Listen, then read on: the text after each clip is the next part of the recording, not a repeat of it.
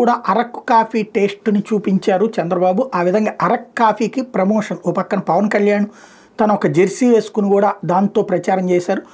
అది పక్కన పెడితే అరకు కాఫీకి సంబంధించి ఇప్పుడు మంచి కాన్సెప్ట్ వచ్చింది. అరకు కాఫీ ప్రతిష్ట ఇప్పటికే కన్నాంతరాలు దాడింది. తాజాగా మన్యం నుంచి తొలిసారి ఆర్గానిక్ కాఫీ పంట అందుబాటులోకి వచ్చింది. గిరిజన సహకార సంస్థ ఆధ్వర్యంలో ఆర్గానిక్ అంటే ఎలాంటి ఎరువులు లేకుండా జీసీసీ వాళ్ళ ఆధ్వర్యంలో సాగు చేసి సేకరించిన కాఫీ గింజలను కొనుగోలు చేయడానికి టాటా గ్రూప్ ముందుకు వచ్చింది. వ్యవసాయ ఉద్యాన పంటలను ఎప్పటి నుంచో సేంద్రీయ పద్ధతిలో సాగు చేసుకున్న కాఫీ తోటలు మాత్రం విధానంలో పెంచడం ఇదే మొదటిసారి. 10 ఏళ్ల క్రితం అప్పటి తెలుగుదేశం ప్రభుత్వం తీసుకొచ్చిన సమగ్ర కాఫీ అభివృద్ధి ప్రాజెక్టులో భాగంగా జీసీసీ ఆర్గానిక్ కాఫీ సాగును ప్రోత్సహించింది. 4 ఏళ్ల క్రితం అల్లూరు సీతారామరాజు జిల్లా చింతపల్లి గూడెం కొత్త వీధి మండలాల పరిధిలో 2600 ఎకరాల కాఫీ తోటలో national programme for organic production స్టాండర్డ్స్కి అనుగుణంగా శాస్త్రీయ పద్ధతులు గిరిజనులతో సాగు చేపట్టింది. వ్యవసాయ శుద్ధి చేసిన ఆహార ఉత్పత్తుల ఎగుమతి అభివృద్ధి అథారిటీ అపెడా ధృవీకరించిన ఏజెన్సీలతో వరుసగా 3 ఏళ్ల పాటు ఆ పంటలను తనిఖీలు చేయించి ఈ ఏడాదికి ఆర్గానిక్ సర్టిఫికేషన్ సాధించగలిగింది.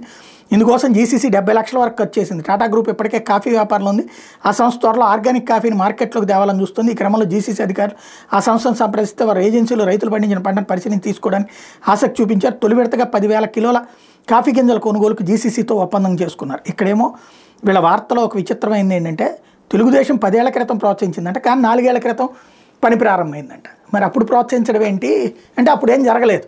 4 ఏళ్ల క్రితం అంటే జగన్ టైంలో జరిగింది, కానీ ఇక్కడ మళ్ళీ వైసీపీ అని రాయట్లేదు, 4 ఏళ్ల క్రితం అని రాస్తారు. సరే, దాంట్లో కూడా మంచి మావాడికి ఇవ్వాలి, చెడు మాత్రం జగన్కి ఇవ్వాలనే రోణంలో ఉంది కాబట్టి అది ఆ దరిద్రాన్ని పక్కన పెడితే ఆర్గానిక్ కాఫీకి సంబంధించి టాటా వాళ్ళు కొనుగోలు చేయబోతున్నారు మనకి.